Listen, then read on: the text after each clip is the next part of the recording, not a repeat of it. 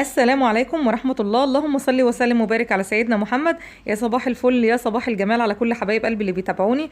الفيديو النهاردة فيديو حماسي لكل واحدة مطبخها قديم متهالك شكله وحش مش عاجبها. هنعمل مع بعض النهاردة تجديد المطبخ بتاعي من مطبخ قديم وشكله مش حلو لمطبخ زي ما انتم شايفين مودرن وشكله تحفة. لايك وشير للفيديو، لو اول مرة بتزور القناة اشتركي فيها وفعلي زر الجرس عشان يوصلك مني كل جديد. ويلا بينا نشوف هنعمله ازاي. في البدايه زي ما انتم شايفين ده لون المطبخ القديم. عايزه اقول لكم ان شكل المطبخ من بره مش باين عليه يعني المشاكل الكتير اللي جوه الظرف بتاعه المطبخ. الظرف بتاعه المطبخ تقريبا متاكله، وكنت قلت لكم في فيديوهات روتين قبل كده ان المطبخ في حبيبات كده بتنزل منه من الالموتال من جوه. انا مش عارفه هما بيكونوا حاشينه ايه، حاجه غريبه كده يعني زي الخشب الحبيبي تقريبا. فده شكل المطبخ القديم اهو زي ما انتم شايفين. هبدا اطلع كده في البدايه الارفف وهبدا امسحها مسحه كويسه. عايزه اقول لكم ان انا كنت كل ما امسحها بيطلع منها الحبيبات اللي قلت لكم عليها اللي هي بتكون موجوده دي. الالموتال نفسه شكله يعني اتنفخ كده من جواه. فانا طبعا حبيت ان انا اعمل اي حاجه اقدر احافظ بيها على شكل المطبخ، اجدد شكل المطبخ عشان نفسي تبقى مفتوحه وانا واقفه فيه وشكله يبقى حلو لغايه ما ان شاء الله اقدر اعمل المطبخ الجديد. طبعا باخد مقاسات الظرف من فوق بالمزورة، لكن بالنسبة للرفوف دي انا بجيبها بغلفها كده وانا واقفة على الرخامة بالطريقة اللي انتوا شايفينها دي. في البداية بقطع كده يعني قطعة كبيرة من الستيكر. عايزة اقولك ان الستيكر ده اسمه ستيكر رخامي، لكن هو مش بيتركب على الرخام، يعني هو ضعيف شوية لانه يتركب على الرخام. ده انا جبته عشان اغلف بيه الظرف بتاعة المطبخ، وكمان عملت بيه المطبخ نفسه من جوه، يعني مش بس الظرف بتاعة المطبخ. هوريكم كل التفاصيل دلوقتي. بالنسبة للرف الصغير ده طبعا ده الرف بتاع الضرفة المفتوحة اللي عندي في النص. الضرفة دي ما كانتش مفتوحة، هي كانت مقفولة وكان ليها ازاز وكل حاجة، بس الازاز بتاعها اتكسر وما عملتش غيره بصراحة. ف هغلفها كلها بالستيكر اللي هو شكله تحفة. ده شكله حلو قوي قوي بجد، غير المكان عندي كتير. وكمان شكله حلو يعني هتشوفوه دلوقتي كمان بعد ما هخلص الضرفة كلها. بصوا بتقصوا كده من الجناب وتبتدوا تقفلوا حاجه حاجه كده، والحتت اللي زي كده اهي انا قصيتها كلها من فوق وابتديت ان انا اغلف بالشكل ده كده. كارت فيزا عندك بقى قديم او بالاستيكه اللي هتلاقيها بتتباع عند اللي هما بتوع خامات التكاتك والحاجات اللي زي كده، يعني قطع غيار تكاتك وكده. اشتريت منهم الاستيكر اللي هو بيتحط على المطبخ من بره، وجبت منهم الاستيكه دي اهو زي ما انتم شايفين. بدات كده امسح المطبخ كويس من فوق. عايزه اقول لكم ان الفيديو ده خد مني والله حوالي 3 4 ايام، ده غير يومين كاملين قعدت الف لغايه ما لقيت الستيكر، لان انا يعني ما لقيتش الستيكر اللي انا كنت جايباه في الاول. اضطريت اغيره زي ما هتشوفوا دلوقتي في الفيديو. وكنت بفضل لغايه الصبح عشان الحق اخلصه عشان اقدر انزله، لان في فيديوهات كتير جدا عايزه انزلها قبل رمضان، فضغطت نفسي جدا في الفيديو ده عشان الحق اخلصه. وكانت معايا كمان مرات اخويا وكان معايا ابني، فيعني خد مني فعلا مجهود كبير جدا. بصوا ابتديت اخد المقاس زي ما انتم شايفين اهو، وببتدي احط كمان ورقة الاستيكر وابتدي كمان اقص عليها بالشكل ده كده اهو زي ما انتم شايفين. عايزه بقى لايك كتير للفيديو، عايزه شير كتير للفيديو لاي واحده من اصحابك حبايبك اخواتك المطبخ بتاعها متهالك ويعني نفسيتها مقفوله جدا منه، تشوف الفيديو ده بجد هيرفع من معنوياتها جدا. ان بجد غيرت شكل المطبخ بتاعي بزاويه 360 درجه. يعني انت هتشوفوا دلوقتي المطبخ قبل وبعد. صح تعبني، فضلت 3 ايام اشتغل فيه مش متواصل، بس الحمد لله النتيجة انا راضية عنها جدا. في البداية طبعا لما بتيجي تلزقي الستيكر ده بتثبتي الاطراف بتاعته، وبعدين بتبتدي تنزلي كده بالراحة بالكارت بتاع الفيزا او بالاستيكة اللي قلت لكم عليها هوريها لكم انا دلوقتي. تنزلي بالراحة كده، وبعد كده كمان بتفردي بالقماشة اي فوطة عندك بتاعة مطبخ اهي شايفة. ممكن بعد كده كمان تقصي بالقطر. انا عندي كنت يعني جايبه قطر كمان عشان اقص بيه الاماكن اللي هي اللي زي الزويان والحاجات اللي زي كده، عشان صعبه جدا انك تقصيها بالمقص. وطبعا لما بيكون في عندك حته مفرغه او حته فاضيه كده بترجعي تكمليها تاني. مفيش مشكله. انا بعتذر عن تسريع الفيديو، انا يعني مضطره ان انا اسرع الفيديو كده لان زي ما قلت لكم تصوير 3 ايام. فتخيلوا بقى تصوير 3 ايام ضغطتهم كلهم في فيديو واحد مدته حوالي 16 او 17 دقيقه. بصي كانت طلعت فوق على الرخامه عماله ترخم عليا، وقطعت لي كمان الطوب الستيكر بتاع الطوب الحجاري ده. عملت غيره زي ما انتم شايفين عماله ارخم عليا انا وهي عماله تعض فيها، عورتني كمان. بصوا بقى، الاماكن دي بتكون من اصعب الاماكن اللي ممكن تعمليها، فالافضل لو عندك اماكن زي كده تقسميها على 3 اجزاء. انا عملتها مره واحده، فكانت صعبه جدا عليا. بصوا بقى شكل الضرفه اللي في النص بعد ما خلصت كلها، بقت حلوه جدا. بصوا اللي انتوا شايفينه مرمي في الجنب ده هو الحبيبات اللي بتنزل من المطبخ. المطبخ يعني الارفف بتاعته اتنفخت، وعماله تنزل بقى حاجات كده زي الحبيبات. كان لازم ان انا اجلده او اعمل فيه اي حاجه، لان هو بالطريقه دي بالنسبه لي كان متعب. يعني ما كانش مريح ان انا احط فيه الاطباق بتاعتي، او احط فيه الصواني، الحلل.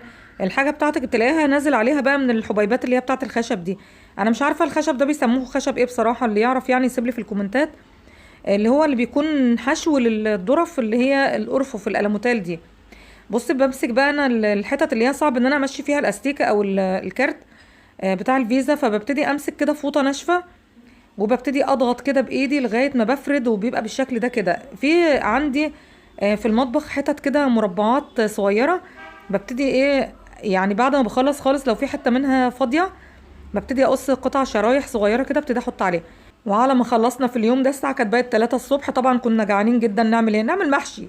كان عندي محشي جاهز في التلاجة، سويته بسرعه على البوتاجاز وقعدنا كلنا بقى الساعه حوالي 3 الصبح كده. حله المحشي التمام دي ضربتها انا ومرات اخويا وشطشطناها، كانت مولعه وحمرة كده، تلاقوها حمرة كده من كتر الشطه اللي فيها. وتاني يوم بقى، تاني يوم ابتديت بقى افك المسامير اللي هي بتاعه الظرف اللي انتوا شايفينها دي.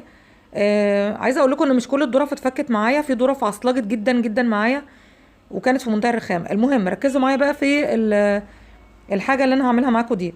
اول حاجه ده الستيكر اللي هو بيقولوا عليه بتاع التكاتك، تمام؟ في منه انواع كتير، للاسف انا ما توفقتش في اني اجيب النوع الكويس منه. فالنوع اللي انا جبته ده مش نوع كويس، تمام؟ ضروري جدا لما تيجي تجيبي نوع ستيكر اللي هو بيتلزق على المطابخ من بره، تجيبي نوع كويس.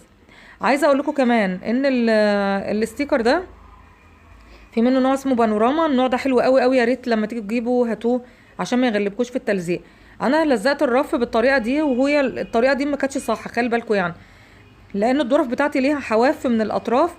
الحواف دي بارزه شويه، فلما جيت بعد ما فردتها من جوه بالشكل ده، جيت بقى عشان الم بقى على الاطراف اللي بره، فعملت معايا زي كرمشه كده للورق زي ما انتم شايفين. فطبعا حاولت على قد ما قدرت ان انا يعني اهو شايفين، بحاول افتحها كده من الجنب عشان اقدر المها شويه. برضو ما قدرتش ان انا المها بشكل مظبوط، وقعدت اعملها بالاستيكه كده من الجنب. فالمهم اضطريت ان انا افك الستيكر اللي على الضرفه دي، خلاص رميته اصلا يعني وجبت غيره. بصوا بقى، دي الطريقه الصح اللي انا عملتها بيها دي. شوف الطريقه دي من الطريقه دي. بعد ما عملتها كده شدتها، ما عملتش ان انا ضغطت عليها من النص وخليتها متحدده، لا ما عملتهاش كده. وابتديت امشي عليها سشوار من بره كده لغايه ما تلزق، لان النوع بتاعه بجد مش حلو. في انواع تانية ممكن تعمل لها تحديد لبرواز من بره، للبرواز اللي هو بتاع الضرفه نفسها من غير ما تدخلي بيها جوه. انا اضطريت في النوع ده ان انا اثبته من جوه، وهوريكم دلوقتي انا ثبته ازاي. بصوا بقى، انا كده خلصت الظرف كلها، بس برضو هوريكم في ظرفه انا ازاي بثبته من جوه. بس ابتديت دلوقتي امسح في الرخامه، وهبتدي بقى دلوقتي احط الستيكر الاسود. انا لو تلاحظوا اخترت بس الالوان البيضة والاسود، لان انا نفسيتي بترتاح اكتر من الالوان اللي هي الثابته، الالوان اللي هي زي الابيض والاسود والالوان اللي هي الثابته عامه يعني. انا ممكن ابهرج والون واعمل حاجات كتير، بس تكون الالوان دي متغيره مش حاجات ثابته.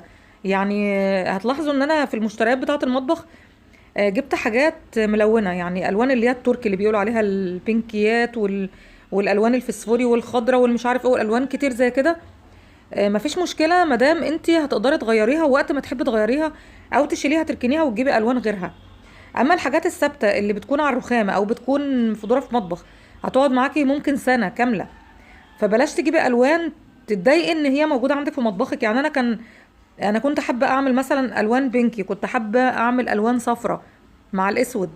في الوان معينه كده كانت في دماغي ان انا اعملها. وجبت كمان كذا نماذج لمطابخ جاهزه على النت، مش مطابخ ملزوقه. جبت المطابخ يعني معموله حقيقي على موتيل، وشفت فيها اشكال كتير جدا، يعني من الاشكال اللي انا مستحيل طبعا اعملها. يعني حبيت ان انا اعملها في المطبخ عندي، بس برضو حطيت في اعتبار ان الالوان دي هتزهقني بعد فتره، فلغيت فكره ان انا اجيب حاجات يعني مبهرجه.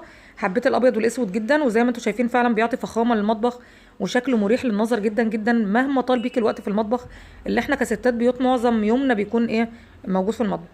كده احنا خلصنا ستيكر الرخام اهو. زي ما انتم شايفين كنا بنعمل بالاستيكه والمساحه، واي حاجه عندك في البيت عايز تعملي بيها اعملي بيها مفيش مشكله.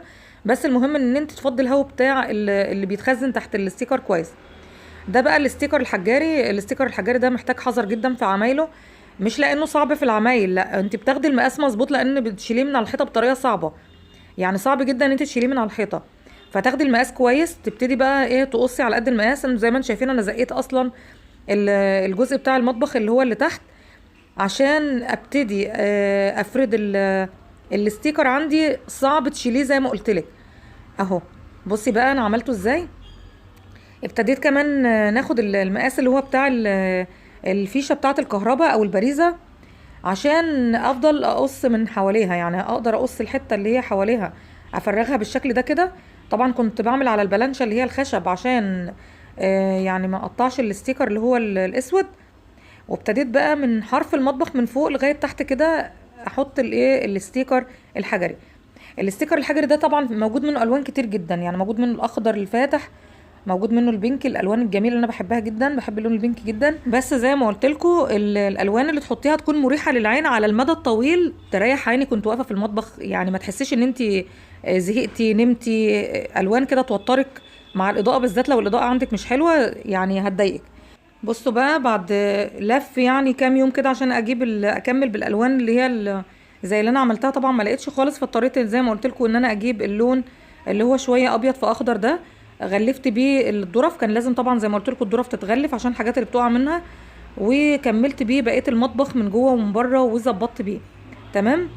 المتر ده كان عامل 55 جنيه، وممكن تلاقيه يعني نادر لو لقيتيه ب50، اللي هو ال5 متر من الستيكر اللي هو الرخامي اللي انا بعمل بيه ده. بعد ما خلاص يعني خلصت بقى الارفف كلها.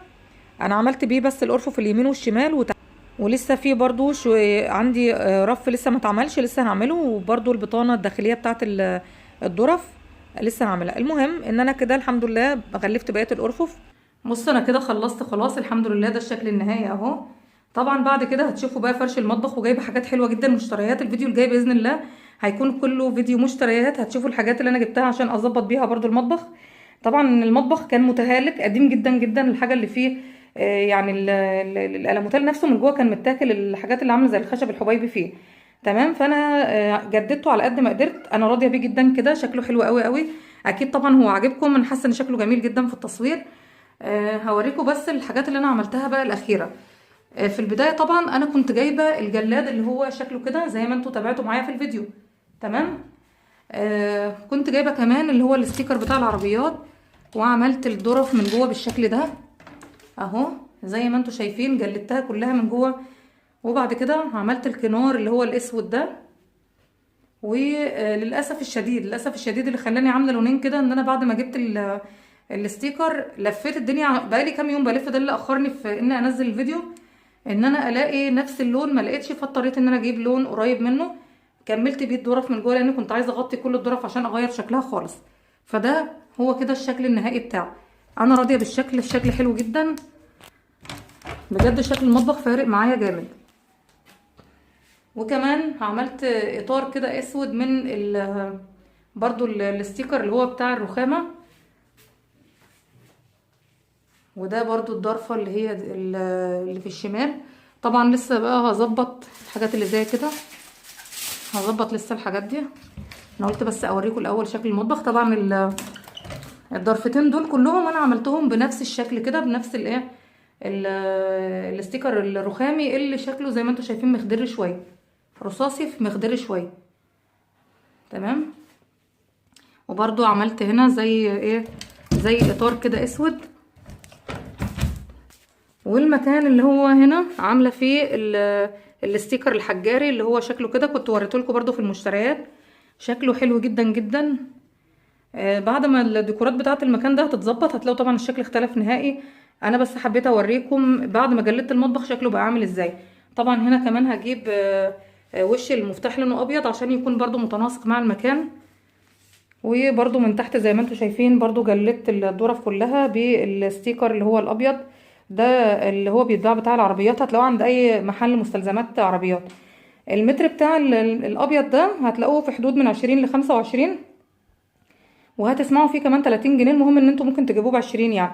برضو الاستيكر الاسود بتاع الرخامه اللي انا عامله منه الرخامه من فوق هو نفسه اللي انا عملت بيه الادراج وعملت بيه الجزء اللي تحت ده، عشان يكون شكله يعني ما يبقاش كله ابيض ابيض كده فيبقى شكله مزعج للرؤيه. فانا حبيت ان انا اخلي اسود كده في النص عشان يفصل ما بين الابيض من هنا والابيض من هنا. تمام. فده اعطاني الشكل النهائي كده. طبعا انا قلت لكم على سعر الستيكر. اما بالنسبه لسعر الجلاد ده اللي سعره كان ال3 متر منه هتلاقوه في حدود 40 جنيه، من 35 ل40، وال5 متر منه هتلاقوه ب55، لان ده كنت جايبه ده 5 متر. تمام. طبعا ده الحل الوحيد اللي انا لقيته. انت مش مضطره تعملي كده لو مطبخك حلو، عايزه تجددي وتغيري الشكل بتاع المطبخ ممكن تعمليه، مفيش اي مشكله خالص، بيعطي شكل جميل للمكان. راضيه عنه جدا، فرحانه بيه جدا. لسه هجيب كمان الستيكر وهكمل في المكان اللي انتوا شايفينه هناك ده في اليمين، هكمله لغايه الاخر كده. وبفكر كمان اجيب الحيطه اللي هي دي نصها كمان، لسه ما استقرتش، لسه هشوف. بس كده انا حبيت اشارك معاكم الفيديو بتاعي ده، وحبيت اوريكم الشكل العام بعد ما خلصت. ان شاء الله الفيديو الجاي هيكون فيديو مشتريات، وهيكون فيه روتين برضو، هوريكم ان شاء الله هنرص المطبخ مع بعض، هوريكم ارص المطبخ ازاي. والفيديوهات اللي جايه كلها طبعا هتكون احاول اخلصها قبل رمضان، لانها تكون فيديوهات مهمه جدا ليكي لو عايزه ترتبي مطبخك قبل رمضان. فاستنيني في الفيديوهات اللي جايه باذن الله. لو اول مره بتزوروا القناه بتاعتي اشتركوا وفعلوا زر الجرس عشان تتابعيني في الفيديوهات اللي جايه. ومع الف سلامه.